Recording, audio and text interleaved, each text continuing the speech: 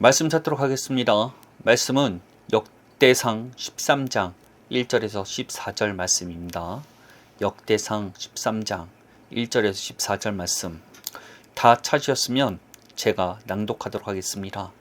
다윗이 천부장과 백부장 곧 모든 지휘관과 더불어 의논하고 다윗이 이스라엘의 온 회중에게 이르되 만일 너희가 좋게 여기고 또 우리의 하나님 여호와께로 말미암았으면 우리가 이스라엘 온 땅에 남아있는 우리 형제와 또 초원이 딸린 성읍에 사는 제사장과 레위 사람에게 전령을 보내 그들을 우리에게 모이게 하고 우리가 우리 하나님의 궤를 우리에게로 옮겨오자. 사울 때에는 우리가 궤 앞에서 묻지 아니하였느니라 하매 뭇 백성이 눈이 이 일을 좋게 여김으로 온 회중이 그대로 행하겠다 한지라. 이에 다윗이 애굽의 시올 시내에서부터 하맛 어기까지 온 이스라엘을 불러 모으고 기랏 여야림에서부터 하나님의 궤를 메어 오고자 할세. 다윗이 온 이스라엘을 거느리고 바알라 곧 유다에 속한 기랏 여아림에 올라가서 여호와 하나님의 궤를 메어 오려 하니 이는 여호와께서 두 그룹 사이에 계심으로 그러한 이름으로 일컬음을 받았더라. 하나님의 궤를 새 수레에 싣고 아비나답의 집에서 나오는데 우사와 아이오는 수레를 몰며 다윗과 이스라엘 온 무리는 하나님 앞에서 힘을 다하며 뛰놀며 노래하며 수군과 비파와 소고와 재금과 나팔로 연주하니라. 기돈의 타락마당에 이르러서는 소들이 뛰므로 우사가 손을 펴서 궤를 붙들었더니 우사가 손을 펴서 궤를 붙들므로 말미암아 여호와께서 진노하사 치심에 그가 거기 하나님 앞에서 죽으니라. 여호와께서 우사의 몸을 찢으셨으므로 다윗이 노하여 그것을 베레스 우사라 부르니 그 이름이 오늘날까지 이르니라. 그날에 다윗이 하나님을 두려워하여 이르되 내가 어떻게 하나님의 궤를 내 곳으로 오게 하리요 하고 다윗의 궤를 옮겨 자기가 있는 다윗성으로 메어 드리지 못하고 그 대신 가드 사람 오벳 에돔의 집에 메어 가니라. 하나님의 궤가 오벳 에돔의 집에서 그의 가족과 함께 석 달을 있으니라. 여호와께서 오벳 에돔의 집과 그의 모든 소유에 복을 내리셨도다. 아멘. 오늘 선포하고자 하는 말씀은 열정만으로는 충분하지 않습니다 라는 제목으로 말씀을 선포하고자 합니다. 오늘 본문은 다윗에 대한 하나님의 열정으로 시작합니다. 그것은 하나님의 법궤를 모셔오고자 하는 것이었습니다. 웬 법궤인가 할 수 있습니다. 사울 왕이 다스리기 이전부터 이스라엘은 법궤를 블레셋에게 빼앗긴 적이 있었습니다.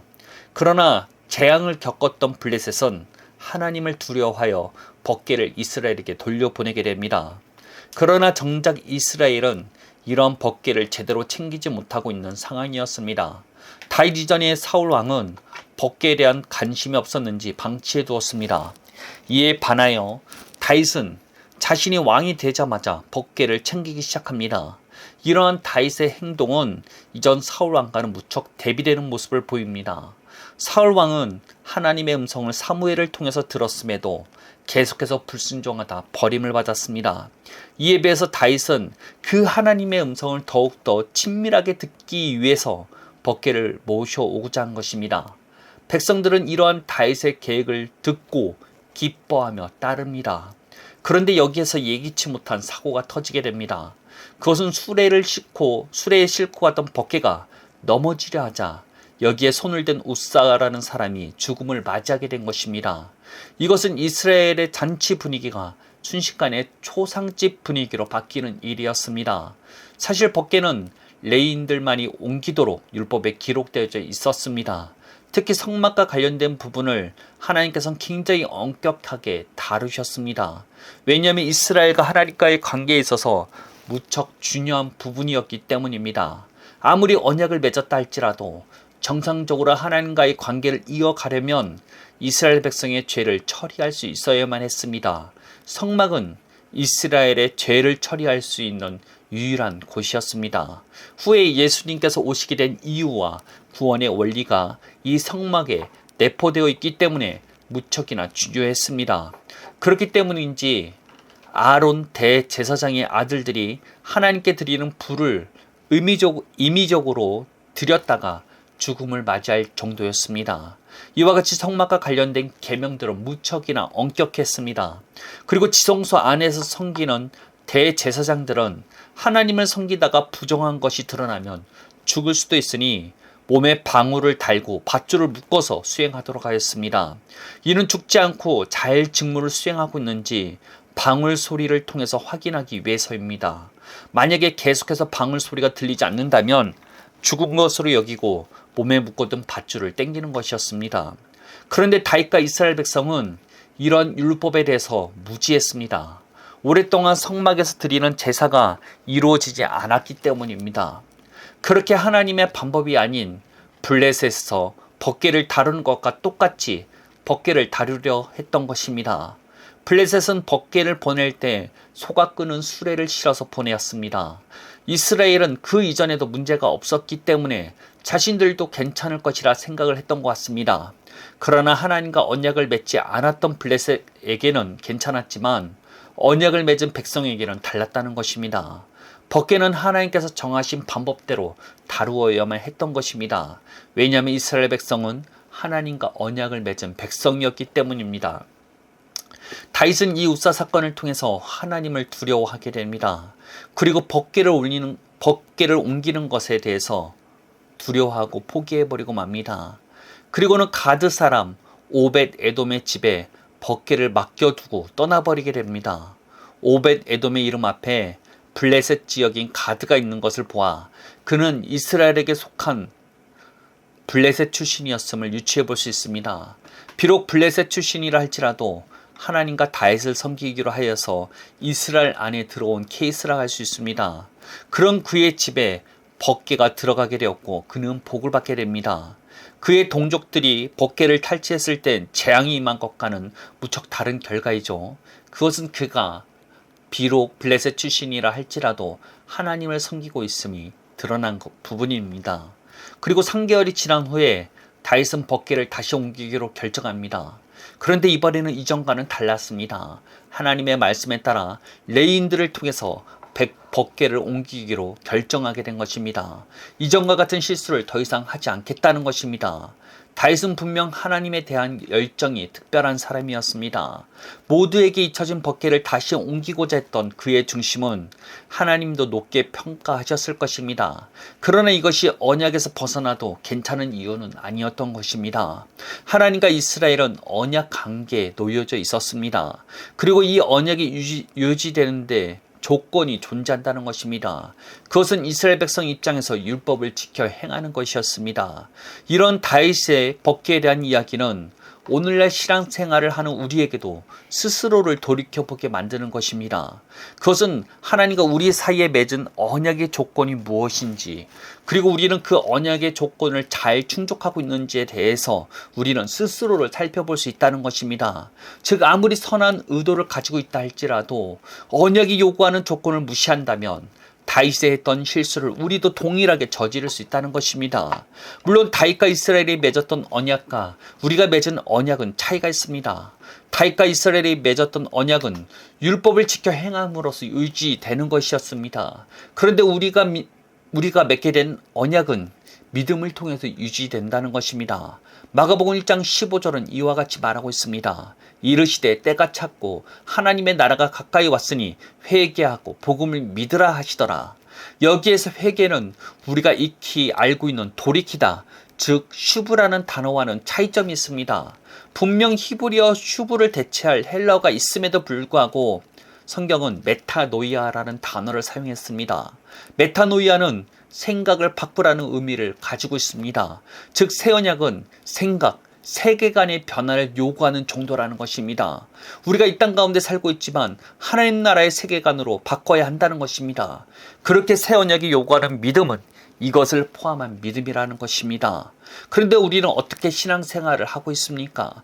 예수님을 영접하는 믿음을 통해서 구원을 받았으니 이제는 내가 열심히 교회 생활하고 교회에서 요구하는 것들을 열심히 지켜나가면 된다고 믿습니다. 그러나 아무리 선한 의도를 가지고 있다 할지라도 언약이 요구하는 조건에서 벗어나면 다윗이 걸었던 실수를 그대로 다습하게 될 뿐이라는 것입니다. 새 언약이 요구하는 대로 믿어야 합니다. 그리고 새 언약이 요구하는 것은 믿음이라는 것입니다. 그리고 그 믿음은 예수님을 인정하는 수준이 아니라는 것입니다. 하나님의 말씀의 사실임을 받아들이고 그 말씀대로 생각과 사고관이 따라가야만 한다는 것입니다. 이렇게 말하면 이해가 잘 안 가실 수 있겠습니다. 믿으면 행동이 나오게 되어 있습니다. 이는 이와 같습니다. 비가 온다는 예보를 들었다면 그것을 믿고 우산을 챙겨가는 것과 마찬가지라는 것입니다. 그와 같은 믿음을 소유할 수 있어야 합니다. 그리고 이 새 언약은 믿음을 요구한다는 것은 하나님께서 자신의 능력을 드러내 보이시기를 바라신다는 것을 주목하셔야 한다는 것입니다. 성경에서 믿음을 요구하는 경우들은 모두 하나님의 능력을 보일 때였습니다. 아브라함과 사라는 나이가 매우 많아 인간적으로 아이를 낳을 수 있는 가능성이 완전히 사라진 상태였습니다. 그럼에도 불구하고 하나님께서는 그들에게 하늘의 별과 같은 많은 자손을 주시겠다고 약속하셨습니다. 이 약속을 믿기 위해서는 자신들의 늙은 몸이라는 현실을 뛰어넘어 하나님의 전능하심을 신뢰하는 믿음이 필요했습니다. 광야에서 백성들이 하나님을 원망하다 불뱀에게 물려 죽어가고 있을 때 하나님께서는 이스라엘 백성에게 노수로 뱀을 만들어 장대 위에 매달아 그것을 쳐다보는 사람들이 낫게 될 것이라 하였습니다. 당장 독이 퍼져 죽게 생겼는데 장대 위에 녹뱀을 쳐다보는 행위는 하나님의 말씀을 신뢰하는 믿음의 행위였습니다. 이와 같이 새 언약은 하나님의 능력을 드러내 보이고자 한다는 것입니다. 새 언약은 죄와 사망의 법을 이기는 능력을 가지고 있기 때문입니다. 새 언약은 옛사람을 죽이고 새롭게 태어나게 하는 능력을 가지고 있습니다. 새 언약은 우리에게 성령 하나님을 허락하시고 있다는 것입니다. 새 언약은 원수 마귀를 대적하고 승리하게 하는 권세를 가지고 있습니다. 이런 하나님의 능력을 경험하기 위해서는 믿어야 취하고 경험할 수 있게 되는 것입니다. 이 사실을 깨달으셔야 합니다. 하나님께서 우리에게 믿음을 요구하시는 이유는 자신의 능력을 드러내시기 위해서라는 것입니다. 그렇기에 이러한 하나님의 능력을 경험하지 못하여서 열매 맺지 못한 자들에 대한 심판도 함께 존재한다는 것입니다. 성경이 요구하는 대로 믿어야 합니다. 아무리 열정이 있다 할지라도 자기 마음대로 하나님을 섬기는 것은 곧 하나님을 대적하는 것과 다를 바가 없다는 것입니다. 다윗은 자신의 잘못을 깨닫고 바로 돌이켰습니다. 하나님과 맺은 언약에서 요구하는 대로 순종하였습니다. 우리도 이러한 다윗과 같아야 한다는 것입니다. 이전에 자기 스스로 자신이 가진 지식을 끝까지 고집하는 것에서 벗어나야 한다는 것입니다. 새 언약이 요구하는 대로 순종할 수 있어야 한다는 것입니다. 스스로를 점검해 보시길 바랍니다. 여러분은 새 언약이 정말로 요구하고 있는 믿음을 소유하고 있는지를 알아야 한다는 것입니다. 그리고 복음의 능력을 경험하고 있는지를 점검해 보시길 바랍니다. 만약에 그렇지 않다면 빨리 돌이키시길 바랍니다. 새 언약이 요구하는 믿음을 소유하시길 바랍니다. 말씀대로 생각하고 말씀대로 바라보고 있는지 여러분 스스로를 객관적으로 바라볼 수 있어야 한다는 것입니다. 삶 가운데 복음의 능력이 나타나고 있지 않다면 여러분은 지금 하나님의 다스림 가운데서 벗어나 있다는 것입니다. 여러분 하나님의 말씀대로 말하고 행동하는 데까지 이르시기를 예수님의 이름으로 축복하겠습니다. 단순히 예수님을 인정하는 믿음에서 넘어서시길 바랍니다. 여러분의 사고관과 세계관, 의식까지 말씀화가 되어야 된다는 것입니다. 그럴 때 하나님의 능력이 여러분에게 임하게 되는 것입니다. 여러분이 말씀대로 살고자 몸부림쳤던 것들이 이제는 사라지게 되는 것을 경험하게 될 것입니다. 그것이 새 언약의 근본이라는 것입니다. 구 언약과는 달리 새 언약은 능력을 내포하고 있다는 것입니다. 새 언약은 우리를 바꾸겠다고 말하고 있다는 것입니다. 새 언약은 우리가 말씀대로 살 수 있게 하겠다고 말하고 있다는 것입니다. 여러분이 말씀대로 사는 것이 아닙니다. 새 언약이 말씀대로 살게 만든다는 것입니다. 우리가 할 수 있는 것은 예수의 피밖에 없네 라는 고백밖에 없다는 것입니다. 우리의 고백은 이제는 내가 사는 것이 아니요 그리스도께서 사는 것이라는 고백밖에 없다는 것입니다. 복음이 그와 같은 능력을 가지고 있다는 것을 깨달으시고 더 이상 열정만으로 주님 앞에 나가는 것을 이제는 넘어서시길 바랍니다. 언약 가운데 들어가시길 바랍니다. 새 언약이 요구하는 그 언약의 조건인 믿음을 소유하시길 바랍니다. 믿음은 우리의 고백과 감사를 통해서 주어집니다. 믿음은 우리가 주님께 감사하고 고백할 때 우리 안에 만들어지는 것이라는 것입니다. 믿음으로 시인하시고 고백하시길 바랍니다. 예수 처음 믿을 때만 필요한 것이 아니라 우리의 성화되는 과정 가운데 우리의 고백, 우리의 입으로 그 약속을 시인하고 고백하는 것들이 필요하다는 것입니다. 이것을 체험하시기를, 이것이 깨달아지기를, 경험하시기를 예수님의 이름으로 축복하겠습니다. 기도하겠습니다. 하나님 감사합니다.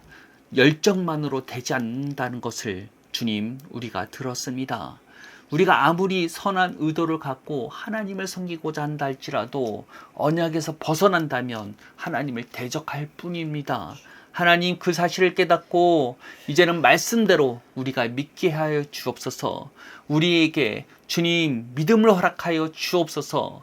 우리가 하나님의 그 놀라운 약속들을 입으로 시인하고 고백함으로써 하나님이 주시는 그 믿음을 구원을 이루어갈 수 있는 우리를 되게 하여 주옵소서.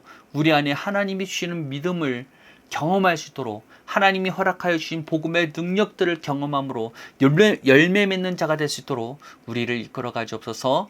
예수님의 이름으로 기도합니다. 아멘.